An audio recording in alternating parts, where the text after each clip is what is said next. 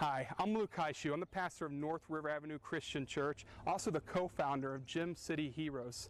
It's been a blessing these past 6 months. We've went out into our great town of Toronto, Ohio, and been able to meet some of the veterans that have served this great country. We've met their family, we've met their friends. We'd also like to say thank you to those who have helped make this happen. Today, we're honoring a fallen hero who served in the Vietnam War. His name is Elwood Charles Baker. We'll be going down into our fellowship hall to see through the eyes of his family and friends. I would like to say thank you and God bless. My name is Bruce Barkus. I grew up here in Toronto, went to school with Chuck. We met each other in junior high out at SC Dennis. We stayed friends all the way through high school. And then after graduation from high school, he went one way and I went the other. But I grew up with him all for about 6 years together in high school, in school. And had a good time with him. Good guy. Good guy. I'm Larry Wiggin. I'm his son-in-law. favorite mother-in-law. I'm the son-in-law to Chuck's sister. And this is my son Solomon. Looks like it. I was going to say, that's Chuck. So the hope he could be 6'4". I'm Brianna Wiggin. She's my mom, and so he would be my great uncle. I'm Carol Marie. I'm Chuck's oldest niece. I'm Joe Coma. I'm his brother-in-law. Chuck and myself, we ran around together quite a bit. And his intentions were for me and her to get together, and I told him, I said, I'd never date a sister. And I ended up marrying his sister. And I forgave him for it. I'm Carol, and he was my brother, and we were about 23 months apart. And, extremely close. And I knew the day that we were all going to the airport to see him off, I knew that he wasn't coming back. I can't even tell you why, I just knew. But I couldn't tell the family or anything. But believe me, what keeps you going are the stories, and we do have a lot of them. She did Yeah, tell some me. of them we have to keep quiet. Yes, because the statute of limitations haven't run out. Yeah, I'm Rick Clark. I grew up, Chuck and I, Carol, we've known each other since we were babies being yeah. carried around, Yeah. We're more like brother-sister Family. offset, So Chuck would be more like my semi-adopted brother. The brother you didn't fight with like you did your own. Yeah, it's true. Well, we fought sometimes. Yeah, well, yeah, sometimes. Yeah, but it wasn't bloody. We did fight. I'm Colleen Clark. I'm married to Rick. And Chuck graduated with me. We were in some of the same classes in high school. Yeah, and, in high school. and in our senior year, we were in senior social studies together. And we had a teacher named Mr. Wilson. And Chuck would come moseying in with his cowboy boots on and his bolo tie. And he would just make so much fun of him, and they'd just sit there and talk. And we never did learn history too much, but it was always those two talking about stuff. Hi, I'm Maribel Dorfler. I'm Melody Dorfler. That's my grandma. This is my mom. I'm Joanne Dorfler. He was my uncle, and I was only 7 months old, so I don't have actual memories of him. My name's Ed Dorfler. I married Joanne, of course, and Carol's my mother-in-law.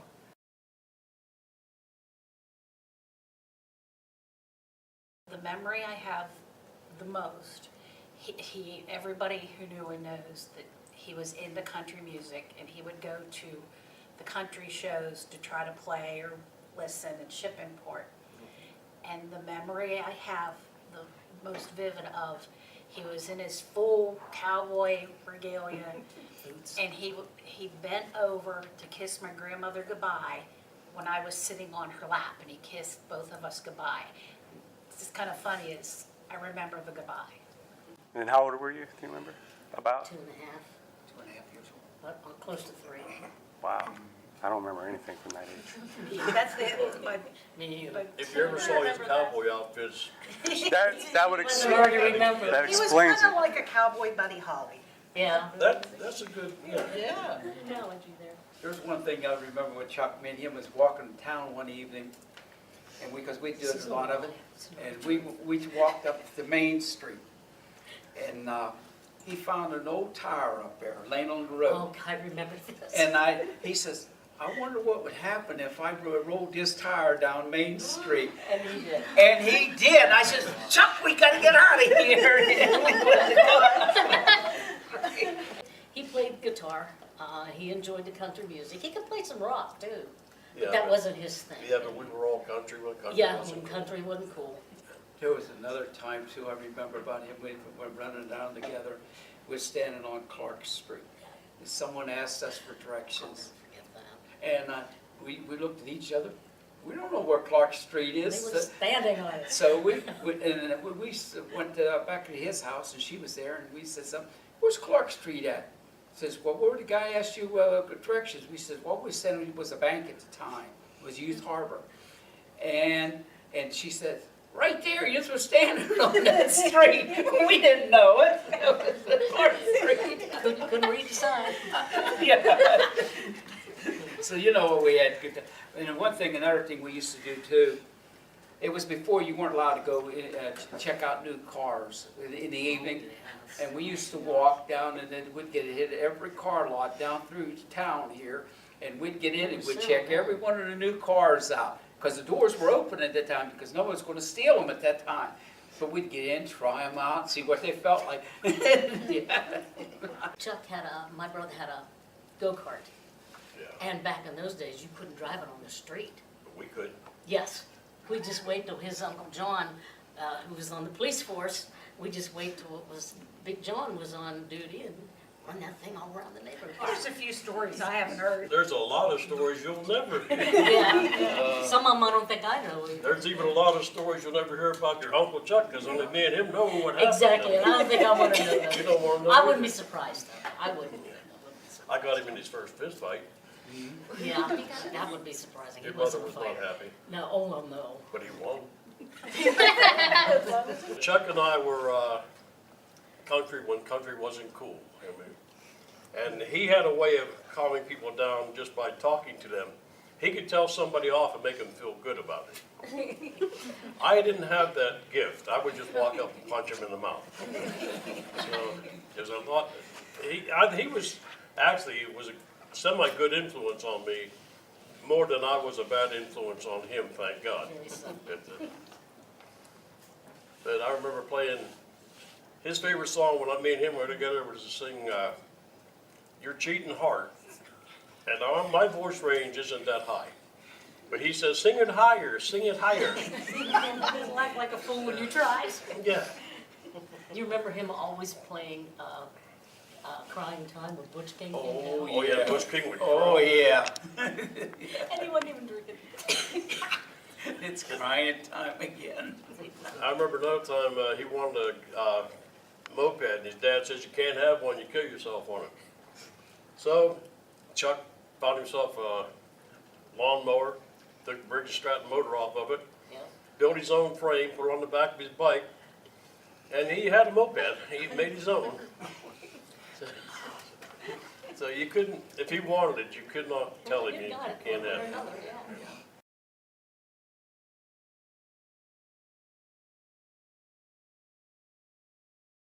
He was baptized maybe 2 months before he left. And he said, "I need to be ready." I said, "Well, yeah, you're going to be 19. You should have been ready before this." And, still knowing. And he said, "No, I need to be ready." We'd gone out to, we called it Bridge 55. It's that you can't, just swim. Cut the bottom of his foot. So just before he went, he was walking on a cane because he had sliced it and had to have stitches. And I'm thinking, oh, the military's not going to like that because you're their property, But it was healed before he went. But he was using a cane before he actually went over. He had gone to work at Weirton Steel. My dad got him into Weirton Steel because at that time, and I assume it's still the same, I don't know, when somebody went into the military, if they already had a job, they got to keep it. Yeah, when you came, got out of the military, when you you got to came take out, your job. Yes. that job was still yours. They held it for you. But yeah, he was drafted. I don't think he would have gone in voluntarily, because he did not like violence, he did not like guns. Yeah, but he was dedicated enough, if he had a job, He did it, yeah. And he wore glasses, and my grandmother says, when you go to shoot that gun, take your glasses off. She said, whatever you do, don't be a marksman, don't get a medal, and he did. You know? She said, I told you not to do that. But, yeah, he didn't like violence, and he didn't like guns. I don't know that he'd ever shot one before. That's something I didn't know. Oh, yeah. Okay. Oh, yes. One of those stories I wasn't supposed to know, okay. Yeah. He did not own one, we'll put it that way. Well, he didn't own one, I did. Yeah, I own Yeah. 3. yeah. So how many lights went out? Yeah. No, we didn't That was shoot- your dad, that was We did not shoot street lights, no. That was Joe. He did We not. would go to one of the old abandoned clay mines, so the bullets would actually stay in the dirt and set up cans or whatever and shoot. Well, that was Joe that shot the lights out in Stratton. I taught Chuck how to shoot, and he could outshoot me, that ain't Yeah, right. yeah, what surprised me. By the time I got done, he could outshoot me, that's not right. Because he had had surgery on his eyes as 3 or 4. That picture I didn't bring over either. His eyes had been crossed, and they did surgery. And my grandmother, my dad's mother, was absolutely convinced he wasn't going to have to go because of that. Well, that didn't make any difference. With his glasses on, he could hit what they wanted him to hit. Yes, So, he could. yeah. So, yeah. I don't think he would have gone in on his own, but he did not shirk the duty when it was time. When Chuck got drafted, Chuck didn't have to go to war. He was the only son, so the whole carrying the name. Yeah. Yep. And he said to his dad, he says, I'm going to do my job. And I remember him telling Bob that, and he said, I'm going to do my job. He says, you don't want to go over there. He says, I'm going to do my job. And that's when she come later on, when he said goodbye, she came to me and she says, he's not coming back. And I says, well, how do you know? I says, everybody goes off in the service. Their parents don't think they're going to come back because they're going off the combat. And I says, and she says, I know he's not coming back. But the day it happened, then I realized what she said was right. Even in Vietnam, my brother did not do things like everybody else. He had a pet monkey. Is that right? Get that back. He showed, and I don't know who in the family got the picture, it's not me, that he's writing something, some kind of military thing, and there's this monkey perched right there. And they asked my brother, what do you call him? He says, I call him Monkey, that's all he knows, he's a monkey, you just call him Monkey. Which was funny, when Karen was born, that's what we called her Monkey. Yeah, that's my 3rd daughter. We call her Monkey because you just pick her up and say, hold on, and it's just like a little monkey.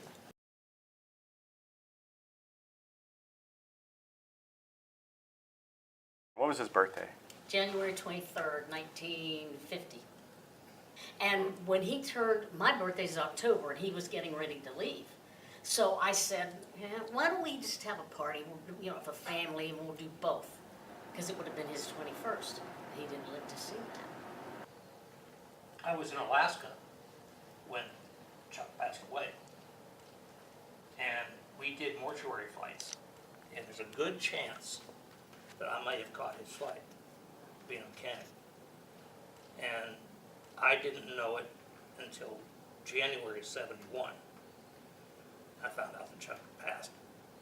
And there's a good chance that I might have caught his flight.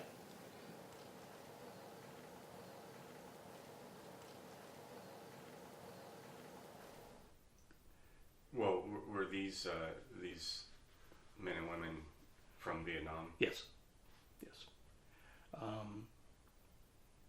I wouldn't even go along and read the names on the coffins because I found out later on after I'd left that a good friend of mine from here in Toronto probably went through there about the time I was here, or there. And it was, most of our traffic up there was either bound for Vietnam or bound for the East Coast. Just the friend, we're doing a thing here for Memorial Day for the brother of Carol Coma. So I don't know his name right now. She never did tell me his name. I don't know if that was, did he have a sister named Carol? The guy, my friend, his name was Elwood C. Baker. His name was Chuck Baker. And he died, I think, it was in January. It was either 70 or 71. He was in the Army and he died over there. Chuck was a good guy. He was a good guy. He died on the 18th of December and was buried on January 1st. So that's where you get 71. So that's where you get the January 71. I didn't get the newspaper clipping until January of Yeah. '71. But I found out like 2 weeks ago that I had another good friend named Rick Burns from here in Toronto. Oh, yes. Grew up with Rick. Rick was stationed at Dover Air Force Base, Delaware, when I was in Alaska. And Chuck went from Alaska to Dover, and Rick caught him, Yes. and Rick brought him home. And I still keep in contact with Rick's wife, and we talked about that last week. So Chuck was taken care of all the way home. Yes. He mentioned Rick. His job was to take some of the caskets off. And they were told, if you see a tag that's from your hometown, you're done, don't touch it, don't, you know. He not only touched it, he went to look. And he never got over that. Rick never No, he recovered didn't, from no. that. But it And, gave Grandma yeah, peace. yes, it did. It gave my mother peace that he knew, yes, but it destroyed his mind. Didn't give Rick peace. And somebody died, and we were at the cemetery, and I said, Rick, do you want to go to the grave? And he said yes. And that had been the only time he had been able to go over to my brother's grave, because he did what he was told not to, and it destroyed him.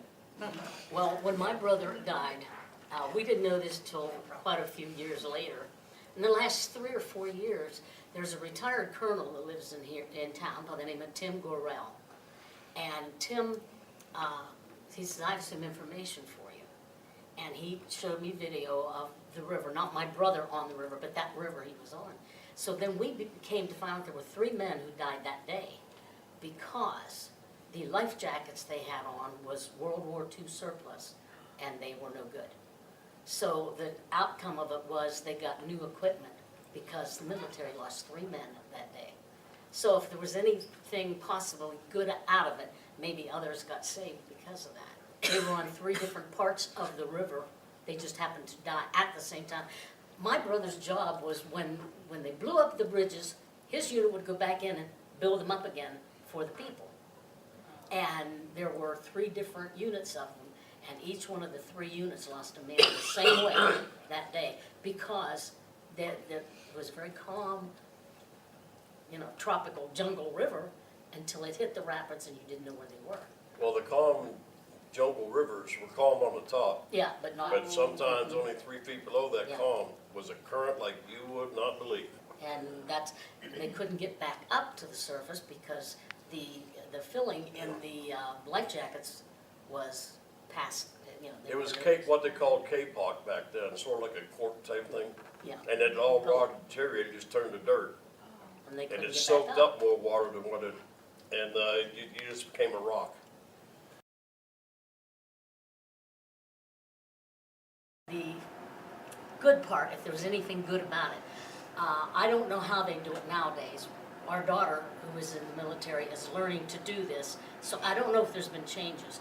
But each family who loses somebody, they are assigned a major, and they stay with that family through the whole time. And if possible, back then, they would pick somebody that maybe the soldier knew, and they would escort the body back. Well, Rick didn't know that at that time. George Coughlin from here in town had just gotten back, and they didn't want him to go back over. So a friend of my brother's that he knew from his whole life was there, Gary Tyson. And Gary brought his body back, and he had this paper, and he said to my mom and dad, well, did he have this, this, and this? Because my mom and dad didn't get to see his body. My mother had a hard time with that, because he'd been in the water for 48 hours. So Gary came, and it was Gary's job to stay in my mother and dad's house, until evening or whatever. So he came back after the services and everything was over, and he said to my dad, Bob, I've got to go back. You've got to verbally release me. And my dad said, no, I'm not doing that. And he said, I can't go back till you do that. He said, then you're not going back. He said, I can't do that, I'll get AWOL. And he said, well, I'll tell you what, you stay as long as you want to, then you go back. Well, as it happens, Gary's mother was in the hospital with breast cancer, and he stayed with her 10 days, and she died, slightly after that. And of course, now Gary's gone too, or I wouldn't have him here. But yeah, that's how things were done. There's a picture over there when we got the medals, and that man, that major, was there, and it's his job to stay the whole time. And our daughter is learning to do that.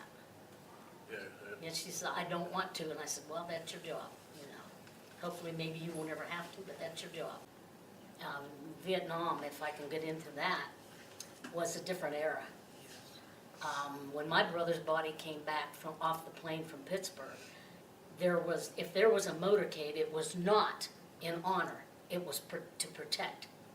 Now, Toronto didn't have that problem. If there were policemen or honor guard or whatever that came to pay their respects, it was because they knew my family.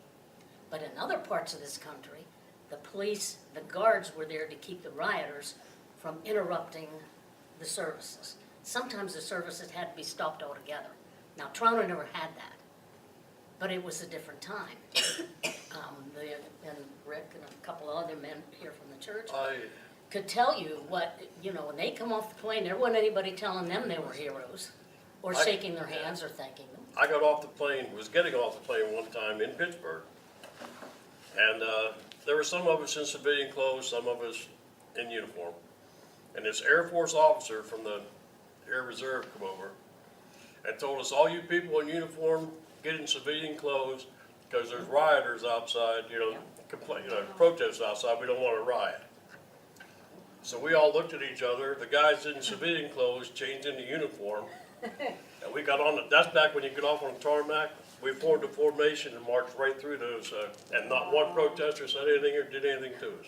I mean, there were things thrown, bottles, Baby rocks. killers. Yeah, spit on baby you. killers. And I am ashamed to say that one of our men was called that here in this church. So I'm kind of thankful, thankful's not the right word, relieved that maybe the country has learned that a soldier does what his country asks. And he does not necessarily like that. He doesn't like having to do his job. And now they're kind of maybe learning that, okay, he did what he was asked to do. You don't call him the name. Yeah. Or there were women too. And until maybe 5 years ago, the women who died in Vietnam weren't even mentioned. But in D.C., on the concourse there is a monument to the females who died. And some of their names are on the wall. You still don't hear that. All their names are on the wall. Yeah, and you still don't hear much about that. But yeah, it was a different era.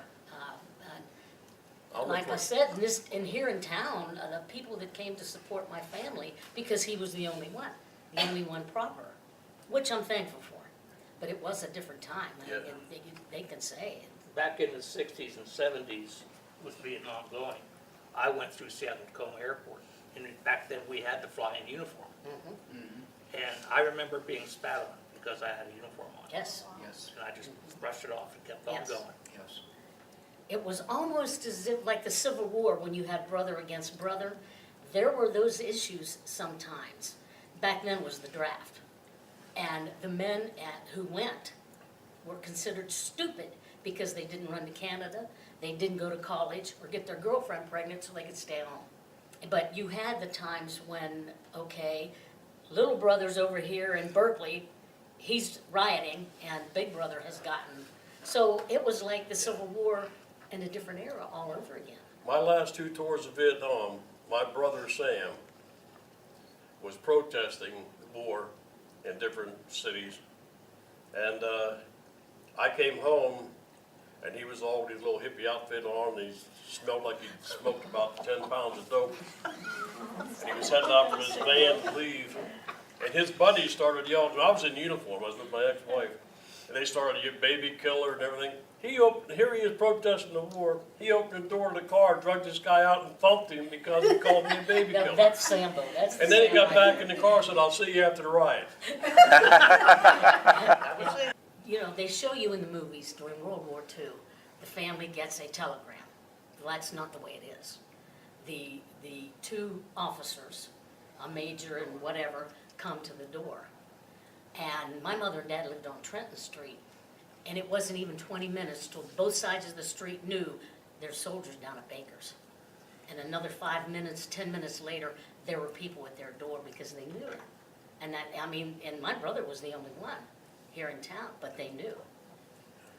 So, you know, a small town, and I'd like to say all small towns it was good, but it wasn't. Small towns, the bottles, the rockets, the Molotov cocktails, having to have the ceremonies and the cover of night, that all went on. Like I said, it was like Civil War and Ku Klux Klan all over, rolled into one. So hopefully the country has learned something. I have to say that it still angers me to see the news footage of the protesters, because as a family who lost somebody, it really feels like they didn't help. They cost so many of us, our loved ones' lives, because they kept the military's hands shackled. Yes. They couldn't be They couldn't soldiers. they couldn't separate that, like I said, that the soldier was doing what they asked. That time, the first sympathy card my mom and dad got was from a woman here at the church who happened to be the choir director at the time, Mary Lou Shepherd. Was her first card. Before the funeral and everything happened, she had a stroke, died, and they were buried on the same day. And it used to be the women from the church would go to the houses, fix the dinners. That's the time they decided to do the dinners here. His funeral was first, they had the dinner here, and then Mary Lou's was second. That's they've done it here at the church ever since then. It was over Clark's, and the funeral home was packed. Both his rooms, because, you know, from the same church, it was a novelty. Some people did come just to see what was going to happen, and I know that, you know. But yeah, the room, it was they couldn't even, they had to take the chairs out because Mary Lou was on one side and my brother was in the other.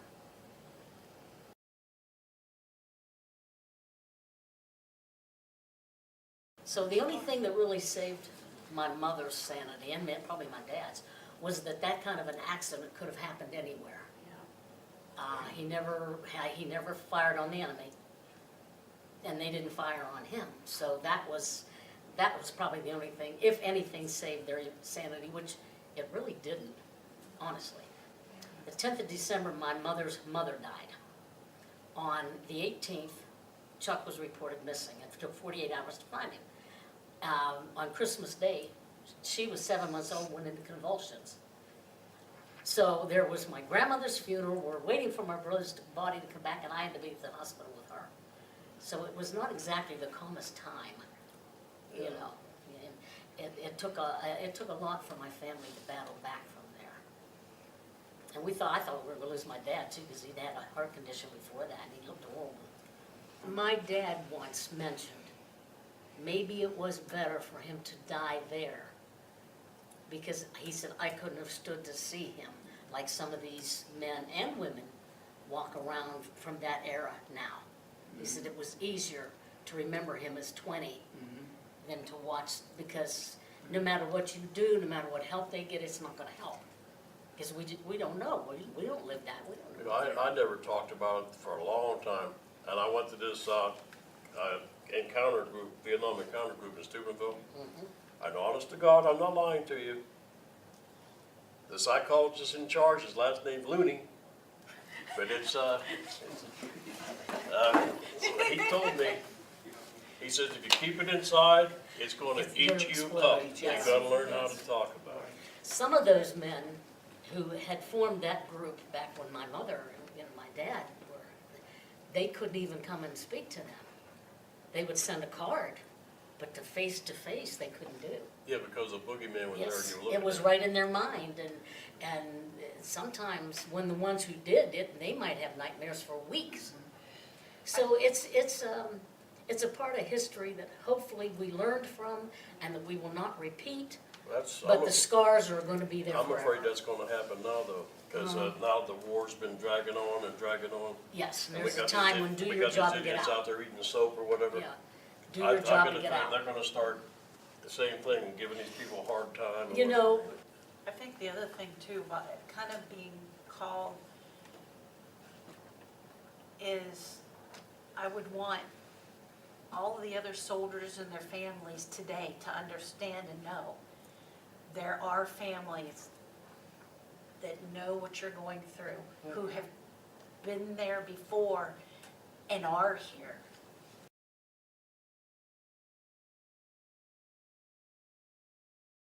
I have vivid memories of my grandmother and how, you know, like things like at 7 or so, remembering her crying because Battle Hymn of the Republic came on and being like, I don't understand, you know, her saying something to Mom when she came in, oh, I was just being an old fool, and I'm like, but she's really upset, you know, and how proud she was to be a Gold Star mother, and how I kind of wish they'd bring back a lot of women don't want to be Gold Star mothers anymore, at least in our area. In Pittsburgh, that's like not a thing. And I just remember how proud she was to be at the square every Memorial Day. The battle hymn business, my brother took my mother somewhere, the state fair. No, we went to, Anyhow, it was the, no, it wasn't. It was the Oak Ridge Boys were singing. Yeah. And they found out that my brother was leaving for Vietnam very quickly. They sang Battle Hymn of the Republic and then dedicated it to him and to any of the other soldiers who might be leaving. She couldn't stand to listen to that song to the day she died because it brought all that back. So I always just say, if you can sing that song, you don't have children that sing it right. Yeah. Because we sang it for years in Yeah. the choir. You know, so, I always assumed it was just because she lost him and that song no, meant a lot, it was right? dedicated Because it was particularly to him. Yeah, I dated Joanne for 7 years before we got married, so we're going on 23 years of marriage, so I've been around the family for about 30 years. And I don't remember Chuck, but I do remember Grandma Baker. Joanne and Carol's Grandma Baker, Carol Marie. But I always considered her to be a Grandma Baker to me too, because, you know, but the Gold Star Mother thing is the thing that I remember most, coming from Pittsburgh down to Toronto and, you know, going to those Memorial Day ceremonies where Grandma Baker was the Gold Star Mother. You know, that's how ceremonies are supposed to be, you know, and it honored him. We also had in this congregation Bob Barnes. He was lost over the ocean. There was never anything found. And the sad thing about Gold Star mothers is as soon as they pass, then their son's name is never mentioned again. Now, you know, at one point I can understand that, because unfortunately, and you pray about it every year, there's always somebody to take over. And at one point there was Lib Barnes and my mother and 2 or 3 others. Now there's Mrs. Manning and Major Rock. But there was a time when that whole side would be full. And most of those were World War II. And you go up, you know, every year and you say a prayer. And I know I'm not the only one. That just please, let there be no more. And you always know there's going to be. Believe me, I have my mother's Gold Star pin where I know where it's at, but I don't want one of my own. No. Our daughter is absolutely a not. major in school for that now. I don't know, you know. Oh no, I was in Qatar. That's like a country club. Yeah, that's what you want the mother to know. So like I said, and unfortunately, when the Gold Star mother's gone, most of the time the names are not mentioned again. I'm not bitter about that. Unfortunately, it's to make way for the next ones. And as long as there's a country to defend, As long as there's, you will as have long as there's people. 2 people alive, you're gonna have some kind of Yes. a conflict. And as long as this country remains free, we're going to lose people. And the people that really don't want a war are the ones that are in uniform that gotta fight that war. Exactly, exactly.